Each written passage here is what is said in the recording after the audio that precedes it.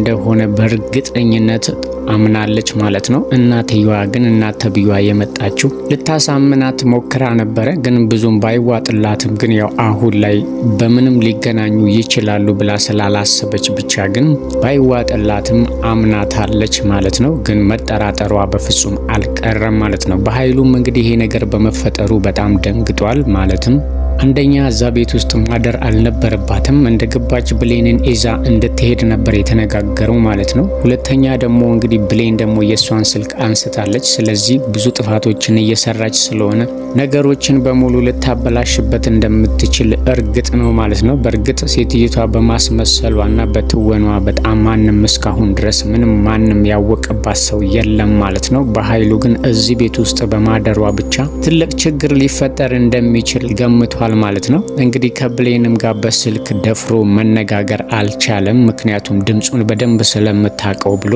እናት ተብላ የመጣችውም እንግዲህ አጎትሽ ነው አናግሪው ብላ ብትላትም እሷ ብሌን ለማናገር ፈቃደኛ ብትሆንም እሱ ግን ካፉ ቃል ሊወጣለት አልቻለም ማለት ነው። ምክንያቱም በድምጼ ታቀኛለች ብሎ ስላሰበ ሄሎ ከማለት ይልቅ ዝም ማለትን መርጧል ማለት ነው። ሴትዮቷ ግን አጎትሽ ነው ገጠር ያለው አጎትሽ ስለሆነ አንቺን በማግኘቱና ከአንቺ ጋር በመተዋወቁ በጣም ደስተኛ ነው። እንደውም ገጠር ትልቅ ድግስ ሊያዘጋጅ እያሰበ ነው ብላ እንግዲህ ልታሳምናት ሞክራ ነበረ ማለት ነው።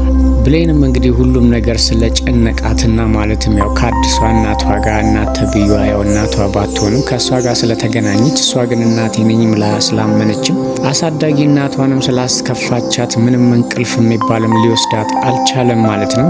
እንግዲህ ያው መተኛትም ስላቃታት ውጪ ቁጭ ብላ አየር ለመውሰድ በወጣችበት ሰዓት ደግሞ ያው ቃል ከዳግም ክፍል ስትወጣ አይታታለች ማለት ነው። እንግዲህ በጣም ያው ቃልን አጥጥቷ አስከሯታል ማለት ነው። ቃል እንግዲህ ነገሮችን በሙሉ አበላሽታቸዋለች ማለት ነው። እሷ ተንኮላና ሸሯን ስላወቀባት እሱ አውቆ ነው እንደዚህ ያደረገው። መጀመሪያ እንድትጠጣ ካደረጋት በኋላ እንግዲህ ያው የሚፈልገውን ነገር አግኝቷል ማለት ነው። ቃል ብልሽትሽቱን አውጥተዋለች። እሷ ከሱ ጋር ማደር ነበር የፈለገችው። እሱ ግን እስካሁን ድረስ ላደረገችውና ለበደለቻቸው ነገር ሁሉ አጸፋውን ሰጥቷታል ማለት ነው። እህቴ ነሽ ብሎ እንግዲህ ሊያሳብዳት ትንሽ ነበር የቀረው ማለት ነው። ያው ራሷን አሳልፋ ልትሰጠውና ከሱ ጋር ምንም ነገር ለማድረግ ፈቃደኛ እንደሆነ ስትነግረው እሱ ግን ደጋግሞ እህቴ ነሽ እያለ በጣም አበሳጭቷት እንግዲህ የተንገዳገደችም ቢሆን ከክፍሉ ወጥታለች ማለት ነው። ዳግም እዚህ ጋር ትልቅ ነገር ሰርቷል። እንግዲህ ሌላ ነገር ካላበላሸበትና ነገሮች ሁሉ እሱ እንዳሰቡት ካልሄዱለት በስተቀር አሁን ላይ ደስ የሚል ነገር አድርጓል ማለት ነው። ብሌንን ከትልቅ አደጋ የሚጠብቃት ነገር ነው ያደረገው። እንግዲህ ቃል ሁሉንም ነገር ነግረዋለች ማለት ነው። የመጣችው ሴትዮ ብሌን እናት ሳትሆን እንግዲህ ገንዘብ ተከፍሏት በኃይሉ እንደዚህ እንዳደረገም ነገረዋለች ማለት ነው። ይሄ ሁሉ ተንኮል የነሱም እንደሆነ በፍጹም በማንነት አውቋል ማለት ነው በእርግጠኝነት።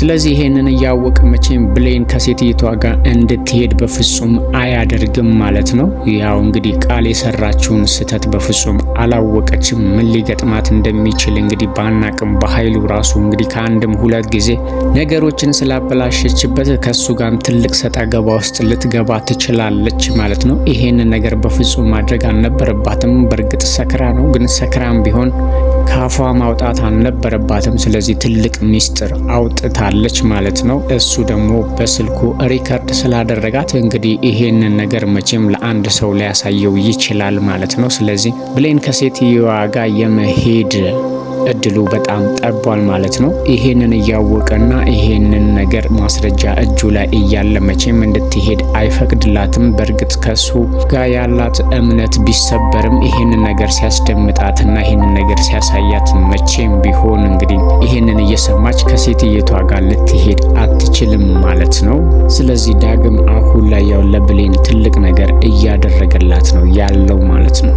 የብሌን አሳዳጊ እናትም እንግዲህ ልቧ በጣም ስለተሰበረና ተስፋ ሁሉ ስለጨለመ እንግዲህ ከብሌን ውጪ ማንም ሰው የላትም። ከዚህ በፊት እንግዲህ ልጇን በልጅነቷ ነው ያጣችው። ስለዚህ በሱ ተስፋ ስለቆረጠች ልጇን ማስረሻ ስለሆነችም ብሌን እንግዲህ ከምንም በላይ ነው የምትወዳት። አሁን ደግሞ ሌላ ሰው አግኝታ እንግዲህ ትታት ልትሄድ ነው ማለት ነው። ይሄንን ነገር ደግሞ መቋቋም አልቻለችም። እንግዲህ ትንሽ የመሰናበቻ ጊዜ እንኳን ከሷ ጋር እንድታሳልፈ ማለት ወላጅናት ተብላ የመጣችውን የነብኃይሉን ተባባሪ እንግዲህ እስከምሰናበታት ጊዜ እንኳን ስጭኝ ብትላት በፍጹም አይሆንም ስላለቻትም በጣም ተበሳጭታለች። እንግዲህ ራሷንም ለማጥፋት እየሞከረች ነው ያለችው ማለት ነው። እዚህ ምድር ላይ ከሷ ውጪ ማንም የላትም። ለሷ ብዙ መስዋዕትንም ከፍላለች። ያ ሁሉ ገደል ስለገባ እንግዲህ ብቻዬን ከምኖር እሷን አጥቼ ከምኖርና ህይወቴ ሙሉ በብቸኝነት ከሚሞላ ራሴን ባጠፋ ይሻለኛል ብላ እንግዲህ በረኪና ልትጠጣ በሯን ቆልፏ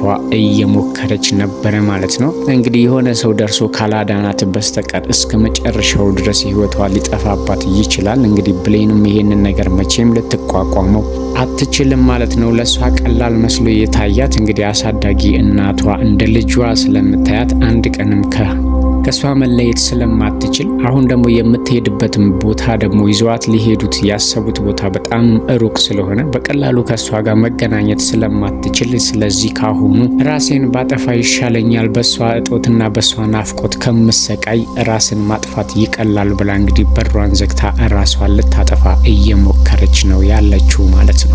ብሌንም አሁን ላይ ምን ማድረግ እንዳለባት በፍጹም እያወቀች አይደለም። ትክክል ይሁን ስህተት እያደረገች ያለችው ነገር በጣም አስጨንቋታል። ከወላጅ እናቷ ጋር መሆን ትፈልጋለች። ማንነቷን ማወቅ፣ ቤተሰቦቿን፣ ዘሮቿን እንግዲህ በዙሪያ ያሉት ዘመዶቿን በሙሉ ማወቅ ትፈልጋለች። ይሄ ማንኛውም ሰው ሊሰማው የሚችል ስሜት ነው። ግን አሁን ላይ እያደረኩት ያለውት ነገር ትክክል ነው ወይ ብላም ቆም ብላ ራሷን እየጠየቀች እና ከአምላኳ ጋርም እየተነጋገረች ነው ያለችው። በእርግጥ እናቷን በማግኘቷ ደስታ ቢሰማትም ይህቺ አሳዳጊ እናቷን ጥላ በመሄዷ ግን ትክክል እንዳልሆነ ተሰምቷታል ማለት ነው። ይህንን ነገር ደግሞ አምላኳ እንዲረዳትም ወደ አምላኳ እየጸለየች ነው ያለችው ማለት ነው። ብሌንም እንግዲህ በአሁኑ ሰዓት ግራ ስለተጋባች እንግዲህ ከወላጅ እናት ተብዬዋ ጋር ለመሄድ ዝግጅት ላይ ስላለች ስለጨነቃትም እንግዲህ ወዴት እንደሄደች አላወቅንም ማለት ነው። ምናልባትም አሳዳጊ እናቷን ልትሰናበት ይሁን አለበለዚያ ደግሞ ወይም ደግሞ ወደ ቤተክርስቲያን ይሁን አይታወቅም። ግን አሁን መሄድ ባለበት ሰዓት ቤት ውስጥ የለችም ማለት ነው። እንግዲህ እናት ተብዬም የመጣችው ሴትዮ ለመሄድ በጣም ከዛም ስለቸኮለች ስትፈልጋት አታታለች ማለት ነው። እነሱ እንግዲህ ቤተክርስቲያንን ልትሳለም ሄዳለች ብለው ነው እያሰቡ ያሉት። ቤተክርስቲያን ይሁን አይሁን ግን ማንም ያወቀ ሰው የለም ሲመስለን። ግን እንግዲህ ጨክና ወላጅ እናቷ ባትሆንም አሳዳጊ እናቷን እንግዲህ እንደ ወላጅ እናቷ ስለምታያት ወደ እሷ ጋር ልትሄድ ትችላለች ብለን እናስባለን። ምክንያቱም እሷን ሳትሰናበት በፍጹም መሄዱ ሌላ ችግር ስለሚሆን ወደዛ ልትሄድ ትችላለች ብለን ነው የምናስበው ማለት ነው። እስካሁን ድረስ ግን ብሌን አሁን መዘጋጀትና ከወላጅ እናቷ ጎን ተብላ ከመጣችው ጎን መሆን ሲገባት እሷ ግን ቤቱን ትታ ወጥታለች ማለት ነው። ወዴት እንደሄደች ባይታወቅም ዳግምም እንግዲህ የመጨረሻው ሰዓት ስለሆነ ይሄንን ነገር እንግዲህ ለሰዎች ማሳወቅም ስላለበት በፍጹም የሷ እናት እንዳልሆነችም ስላወቀ እንግዲህ በንዴትና በብስጭት በሩን ከፍቶ ማለት ነው እነ ሰላም ቤት ከገባ በኋላ ቁጭ ብላ የነበረችውን የብሌን እናት ተብላ የመጣችውን አንቺ ነሽ ወይ የብሌን እናት ተብዬዋ ብሎ እንግዲህ አስደንግጧቸዋል ማለት ነው። ከማንም በላይ እንግዲህ ቃል በጣም ደንግጣለች። የሰራችውንም ስህተት እንግዲህ ወደኋላ መለስ ብላ ስታስብ ስለነገረችውና ለምን እንደመጣም ስለገባት ይህንን ነገር በፍጹም ማድረግ የለብህም፣ ለምን እንደመጣህ ገብቶኛል፣ ይህንን ነገር ካልደረክ ሁሉ ነገር ይበለሻሻል ብትለውም እኔ ሳልሆን እናንተ ናችሁ ነገሮችን መጀመሪያ ያበላሻችኋቸው ብሎ እንግዲህ ጮሆባታል ማለት ነው። ለሰላምም ማወቅ ያለባት ነገር እንዳለ ከነገራት በኋላ እንግዲህ ስልክ ውስጥ ሪከርድ ያደረገውን ድምጽ እየፈለገ ነበር ያለው ማለት ነው።